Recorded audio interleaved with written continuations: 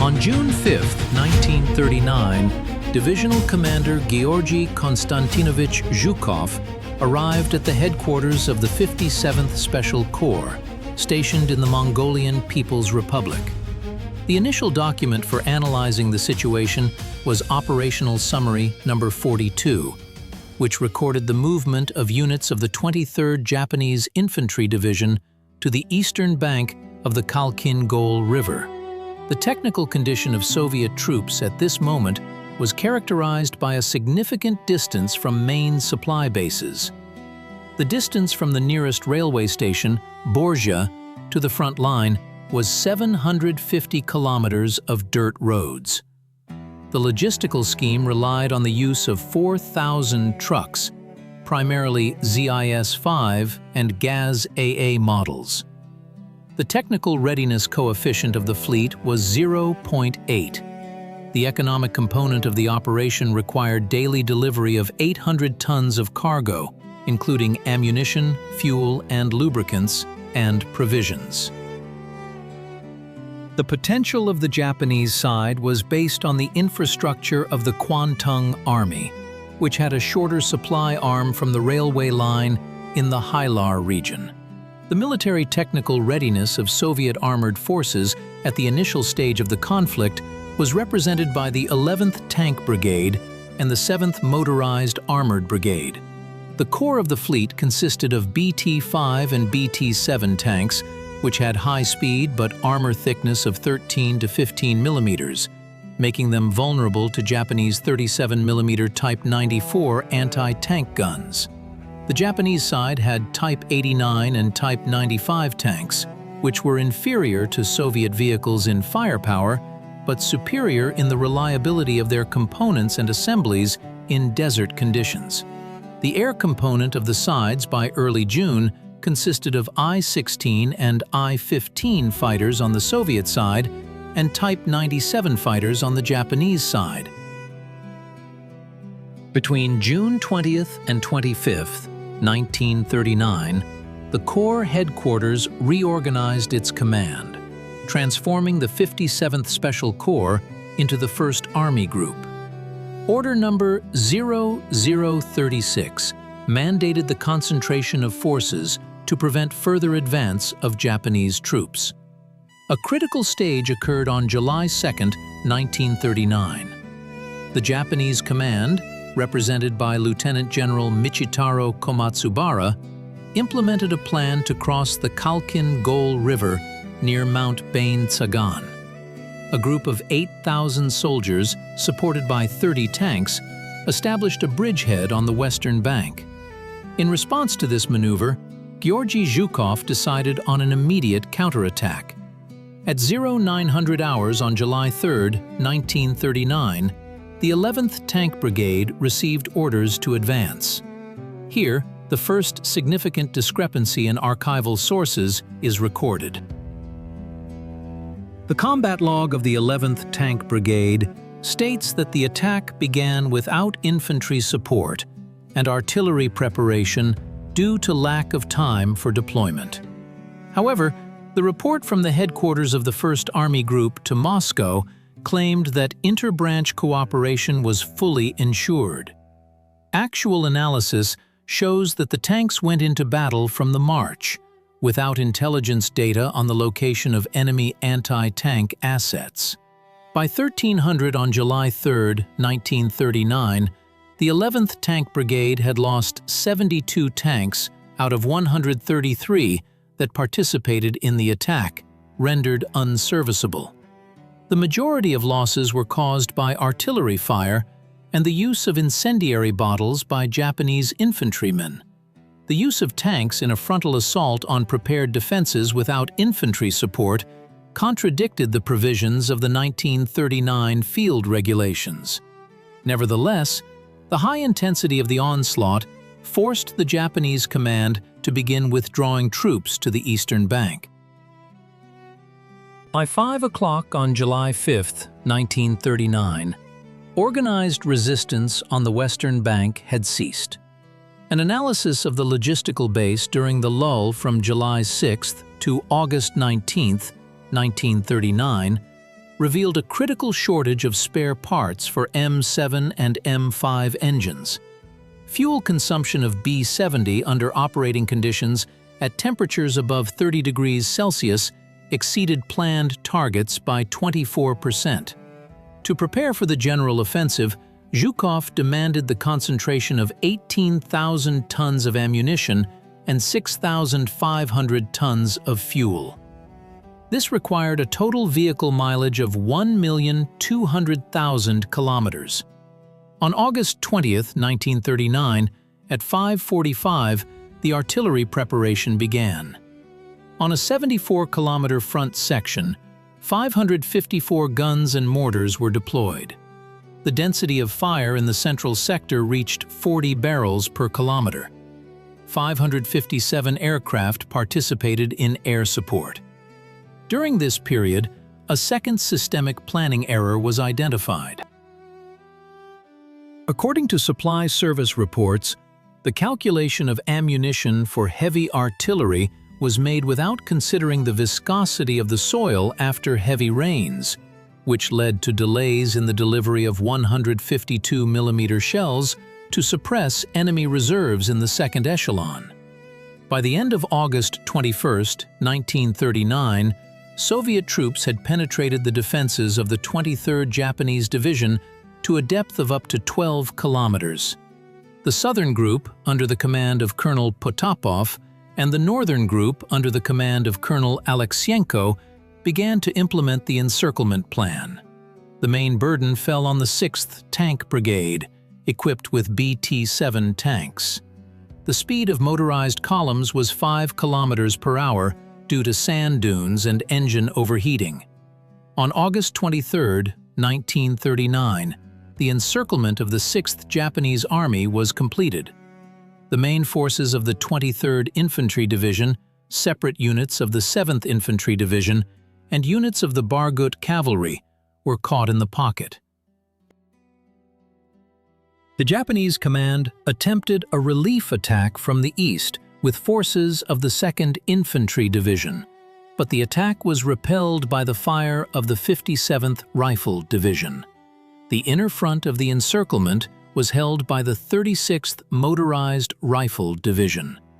From August 24 to August 27, 1939, the encircled group was eliminated. Archival documents of the 1st Army Group record the use of XT-26 flamethrower tanks to destroy fortified points in the sand dunes.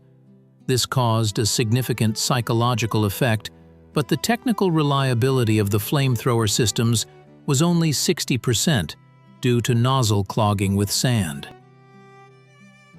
Here, a third discrepancy in data is noted. Official reports indicated the complete destruction of the enemy by August 28, while reports from burial teams and engineering units indicate ongoing skirmishes with isolated groups of up to 100 men until August 31, 1939. On August 31, 1939, the territory of the Mongolian People's Republic was completely cleared of Japanese troops.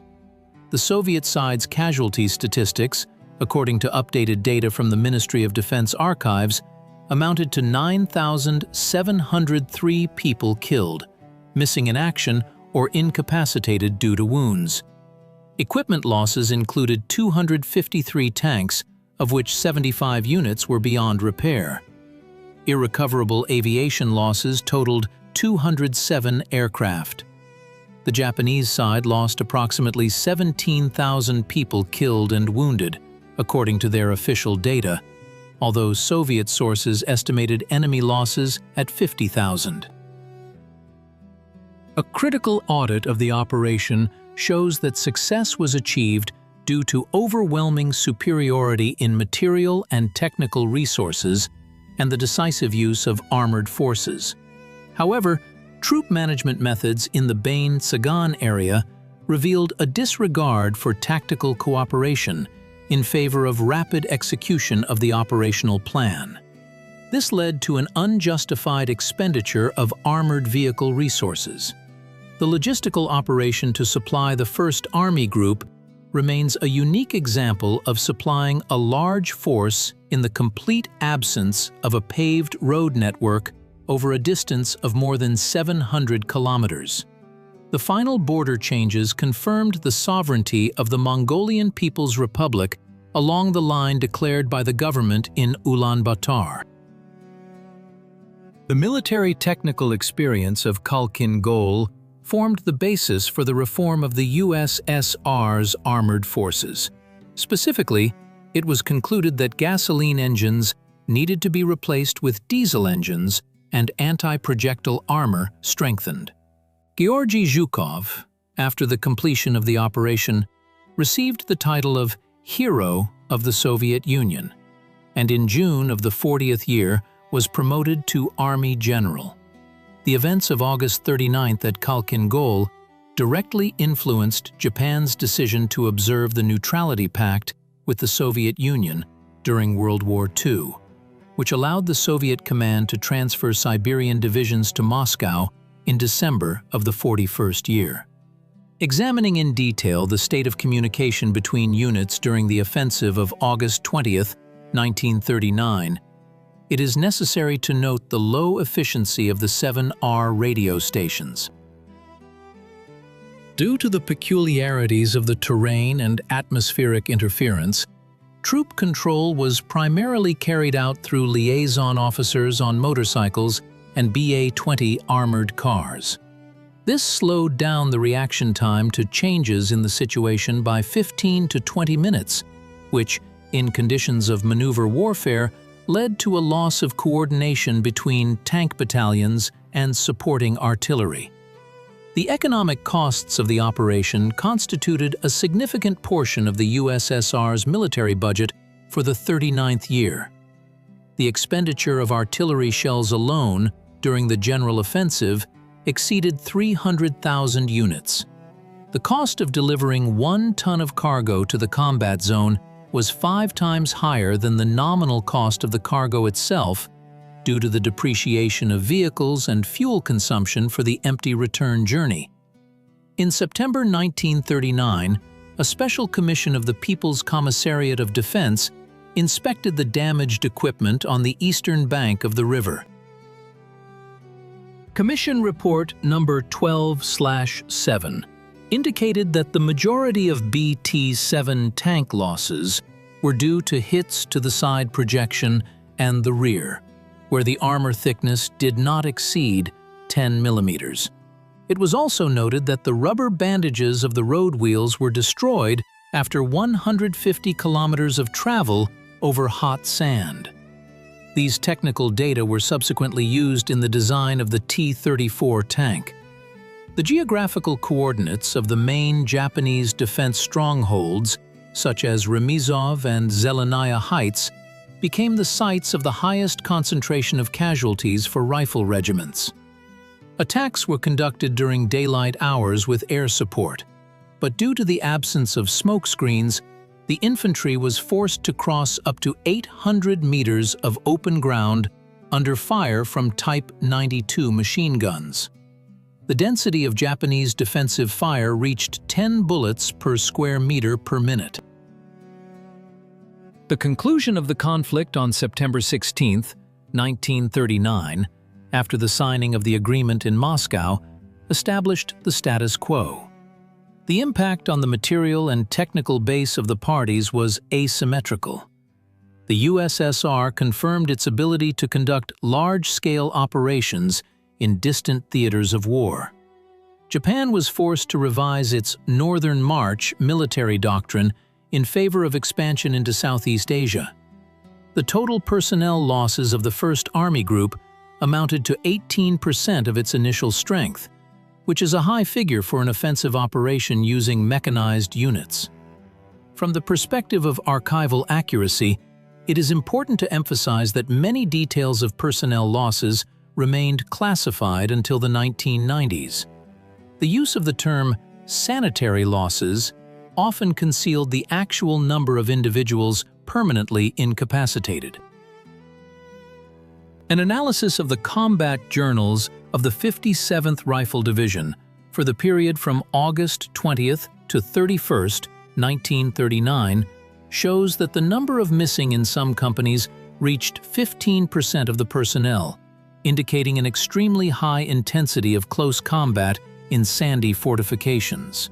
The technical specifications of the I-16 Type 10 aircraft used in the battles revealed an advantage in speed during diving, but a concession to Japanese fighters in horizontal maneuverability.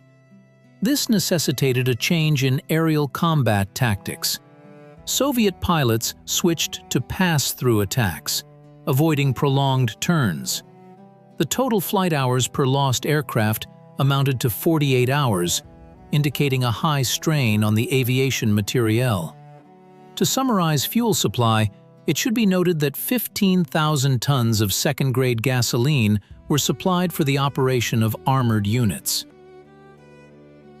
Field fuel purification was carried out through multi-layered gauze filters, but fine sand particles still penetrated the carburetors of M17 engines. This led to power plant failures every 40 to 50 hours of operation. In fact, by the end of August 1939, the 1st Army Group had exhausted the engine life of 60% of its tank fleet. Ammunition expenditure statistics by caliber for August 1939 are as follows: 76 mm, 175,000 rounds; 122 mm, 45,000 rounds; 152 mm, 15,000 rounds. This demonstrates the emphasis on divisional artillery as the primary means of suppressing enemy defenses. On average, 250 76 mm shells were expended for every destroyed Japanese pillbox. By the end of September 14, 1939, 2 days before the official ceasefire, the Japanese command deployed additional artillery units to the border, including heavy Type 4 150 mm howitzers. However, these forces were not committed to action due to the diplomatic resolution of the conflict. This fact indicates the parties' readiness for further escalation if a political agreement had not been reached. An analysis of Georgy Zhukov's activities as commander of the 1st Army Group reveals his inclination towards creating numerical and technical superiority in decisive directions. The methods applied at Khalkhin Gol became the prototype for the encirclement operations he conducted during the Great Patriotic War. The price of this victory, expressed in the loss of personnel lives and equipment wear, was dictated by the necessity of achieving a quick result under the complex international situation of the late 1930s. The logistical report of the rear services of the 57th Special Corps for September 1939 summarizes that without the establishment of intermediate supply bases in the Kamar Daba and Tamtsak Bulak areas, holding the front would have been impossible. The cost of operating one ZIS-5 truck during the conflict amounted to 3,700 rubles in 1939 prices, which was almost equal to the cost of a new car. Thus, the economic cost of the operation was comparable to the annual production of one large automobile factory. An examination of planning errors in topographic support revealed that 1 to 100,000 scale maps had inaccuracies of up to 2 kilometers deep inside Mongolian territory. This led to instances of firing on friendly units in the first days of the offensive on August 20, 1939. Only after the introduction of a system of visual signals with rockets and panels on tank roofs did the number of friendly fire incidents decrease to a minimum. The final assessment of the state of the Japanese 23rd Division after the battles. Personnel, 78% lost. Artillery, 90% lost. Vehicles, 100% lost. The division effectively ceased to exist as a combat unit. This became the heaviest defeat for the Japanese Army in its entire history prior to the start of World War II. The use of BA-10 armored cars with 45mm cannons showed their high effectiveness in combating enemy light tanks. However, the thin hull armor led to vehicles being put out of action even when fired upon by heavy machine guns of 13.2 mm caliber. In total, 34 armored cars of all types were irretrievably lost during the conflict. After the active phase of fighting, engineering units demined an area of 400 square kilometers. Over 12,000 Japanese-made anti-tank and anti-personnel mines were extracted and destroyed. This indicates the high density of engineering obstacles that Soviet troops had to overcome. The influence of the events at Khalkhin Gol on the development of tank building was manifested in the Order of the People's Commissar of Defense in October 1939 for the development of the V2 diesel engine and the strengthening of armor on prospective vehicles to 45 mm. Khalkhin Gol became a proving ground where the futility of tanks with light anti-bullet armor in modern warfare with the use of mass anti-tank artillery was demonstrated. In conclusion of the historical and archival analysis, it must be noted that the official report of victory presented in Moscow contained a number of simplifications in describing losses from Japanese artillery fire. The real effectiveness of the Japanese 37 mm Type 94 cannons was higher than indicated in open publications of that time. This is confirmed by data from repair bases, where up to 60% of the damage to BT-7 tanks was through and through. Thus, the operation at Khalkhin Gol in 1939 was a high-tech conflict for its time, the outcome of which was determined by the USSR's logistical advantage, the massive use of aviation and artillery, and the command's willingness to incur significant casualties for the sake of achieving operational encirclement of the enemy. The dry residue of facts and figures indicates that Zhukov's first Marshal's star was paid for by the full strain of material and human resources of the 1st Army Group in an extreme theater of operations.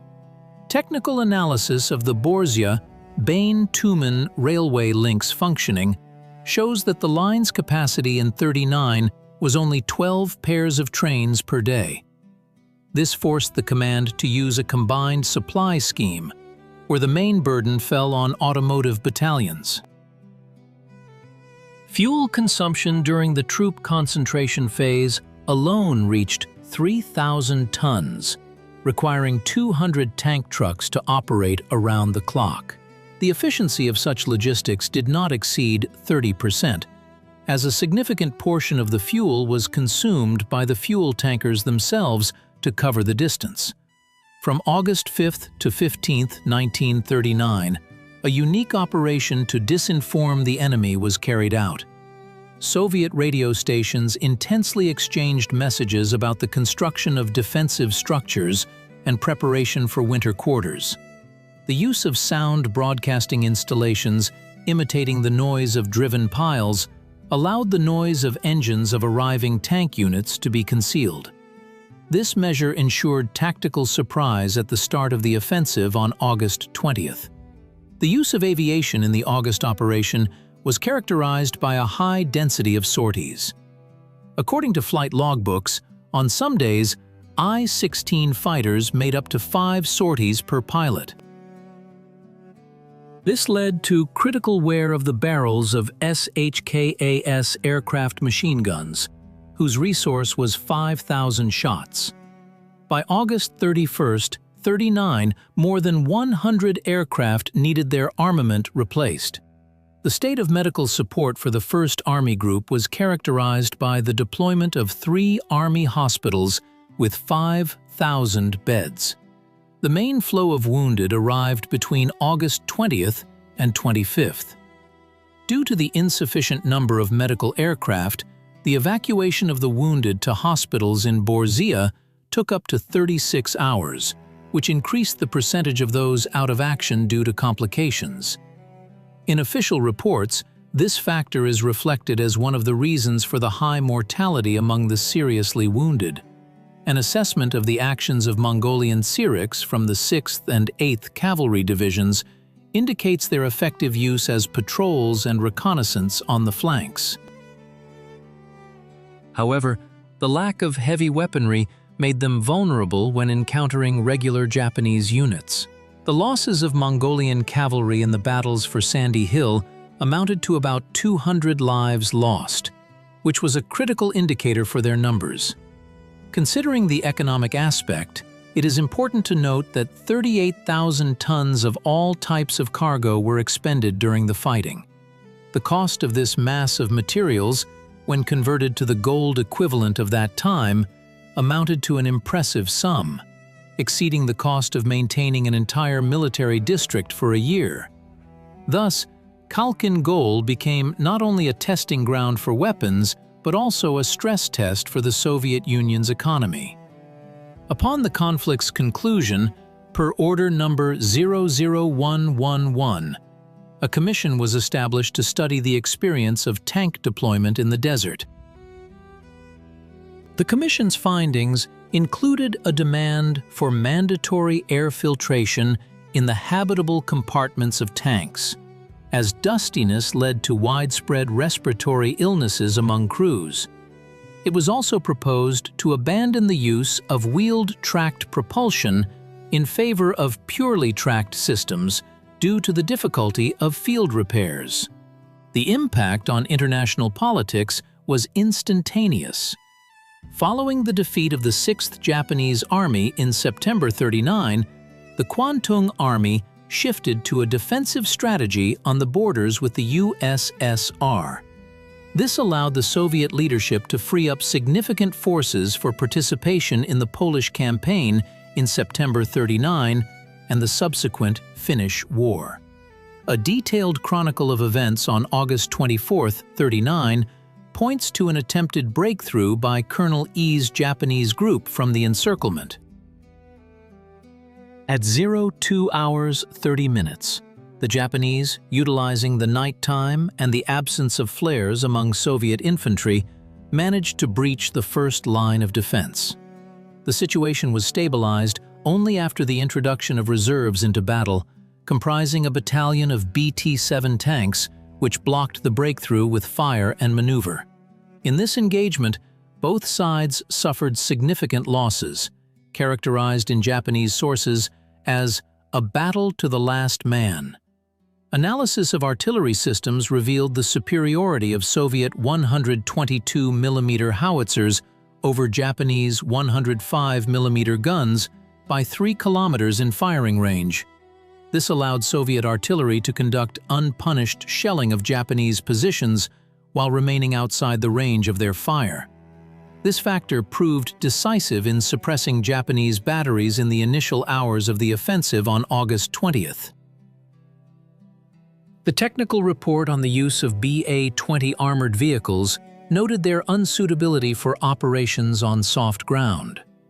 Of the 24 vehicles involved in reconnaissance, 18 became bogged down in the sands and were put out of action by enemy fire or blown up by their own crews during retreat.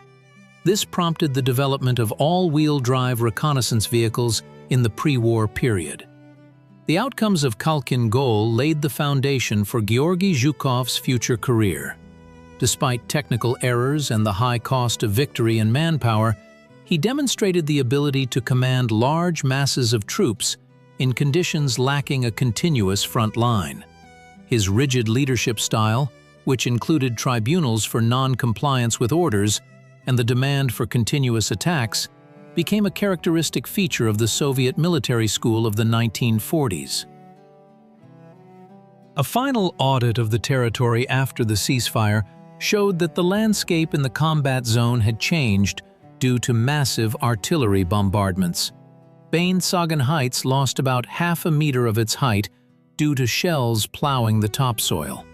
The total amount of metal remaining in the ground is estimated at 5 tons per hectare in the zone of most active fighting. Concluding the study, it must be stated that Khalkhin Gol was a new type of conflict, where the outcome was decided not only by the courage of soldiers, but also by road throughput. the reliability of tank engines, and the accuracy of artillery calculations. Official historiography, focusing on the triumph, overlooks the colossal wear and tear of material and critical personnel losses, which resulted from a straightforward tactical execution despite a deep operational design. In this contradiction lies the essence of the first Marshal's star, which became a symbol of victory at any cost. Additional analysis of archival data on the 36th Motor Rifle Division revealed that by August 25, 1939, the personnel shortage in rifle companies reached 40%. Rear echelon units and construction battalions were used to replenish losses, which reduced the overall combat effectiveness of the units. Nevertheless, strict control from the Army Group headquarters did not allow for a slowdown in the offensive's tempo. The use of trestle bridges for crossing the Khalkhin Gol River by engineering units under the command of Colonel Abramov allowed heavy artillery to be transported across in 8 hours instead of the planned 18. This was achieved through round-the-clock work of engineering units under continuous Japanese air attacks. Without this crossing, the encirclement of the Japanese grouping would have been impossible to accomplish within the given time frame. In October 1939, following the conflict, a large-scale meeting of the RKKA's senior command staff was held. It was noted that the "from the wheels" supply system was extremely risky and required the creation of stationary depots in close proximity to the border. This experience was taken into account during the preparation of the Far East's defense, where a powerful network of fortified areas and logistical hubs was created in subsequent years. The technical condition of Japanese aviation by the end of August 1939 was assessed as critical. Due to the lack of quality aviation gasoline and spare parts, the number of serviceable Type 97 aircraft decreased to 50 units. This allowed Soviet aviation to establish complete air superiority in the final days of the fighting, which ultimately demoralized the encircled units of the Sixth Army. The statistics of ammunition expenditure for small arms throughout the conflict exceeded 80 million rounds. This indicates an extremely high density of fire in infantry battles, often escalating into hand-to-hand combat in the trenches. Losses among mid-level officers in Soviet regiments amounted to up to 30%, which is explained by their presence in the first echelons of attacking units. The final demarcation of the border, carried out by a joint commission in 1940, confirmed the line for which the battles were fought. Khalkhin Gol remained in history as an example of a local war using all types of modern weaponry, becoming a prelude to a global confrontation. Zhukov's straightforwardness, for which he was often criticized, proved to be the instrument in 1939 that allowed the threat on the country's eastern borders to be eliminated in the shortest possible time, despite the exorbitantly high cost in human lives and material resources. Ultimately, archival documents confirm the victory at Khalkhin Gol was a result of a combination of advanced operational thought and extensive use of resources. The discrepancy between planned losses and reality exceeded 200%, indicating imperfections in tactical reconnaissance and troop preparation for operations in the specific conditions of the Mongolian steppes. This lesson was paid for with the lives of thousands of soldiers whose names are recorded in the lists of irretrievable losses of the First Army Group. A debriefing of Soviet fighter aviation in September 1939 revealed the need to implement radio communication on every aircraft. At Khalkhin Gol, radio stations were only installed on the aircraft of flight commanders, which made it difficult to retarget groups in the air.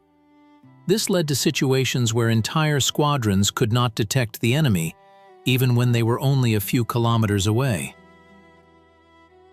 This technical deficiency was recognized as one of the reasons for the high losses in air battles in June 1939.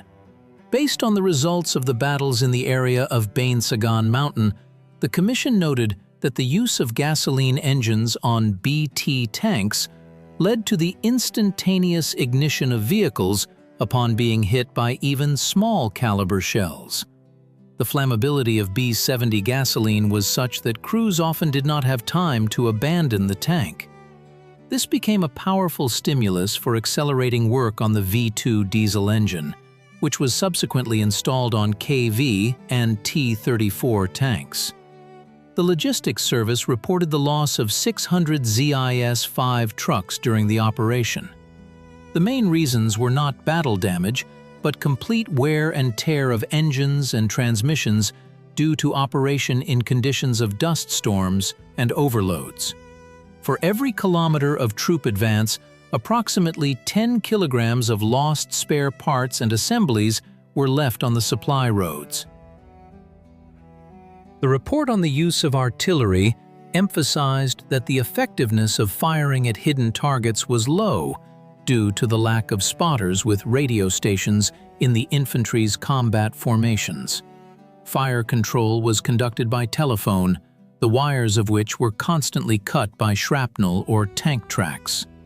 This forced artillerymen to fire by area, which increased shell consumption threefold relative to norms. Thus, the Soviet military machine at Khalkhin Gol proved to be a powerful but extremely resource-intensive mechanism.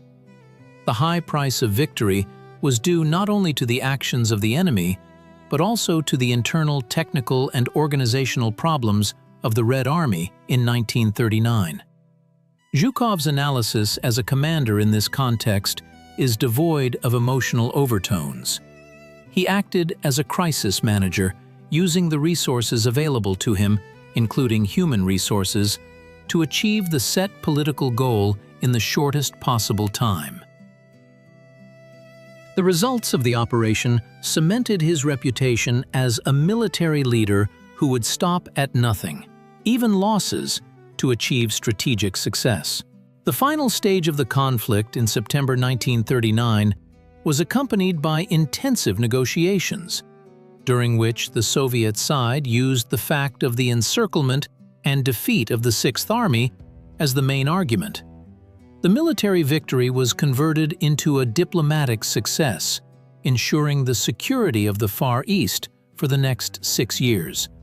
In terms of material and technical support, the Red Army gained invaluable experience, which allowed it to avoid many mistakes in the future, although the cost of this experience in 1939 was considered critically high by General Staff specialists. The official statistics of irretrievable losses of the First Army Group, 9,703 people, remain a subject of debate, as they did not always include soldiers of the Mongolian People's Revolutionary Army and those who died from wounds in rear hospitals months after the conflict. The actual number of people who lost their lives in the Mongolian steppes in 1939 may be 20 to 30% higher. This is confirmed by field studies of search teams, who annually find the remains of dozens of unburied soldiers from both sides in the Khalkhin Gol River area. From an archival perspective, Khalkhin Gol is an enormous body of documents, many of which still require detailed verification. Discrepancies in company, regimental, and army-level reports show how information was distorted on its way up, creating that very glossy picture of an ideal victory. However, for a professional historian, behind this gloss, the figures of equipment wear, tons of burned fuel, and endless lists of sanitary losses, which constitute the true anatomy of the battle at Khalkhin Gol, are clearly visible.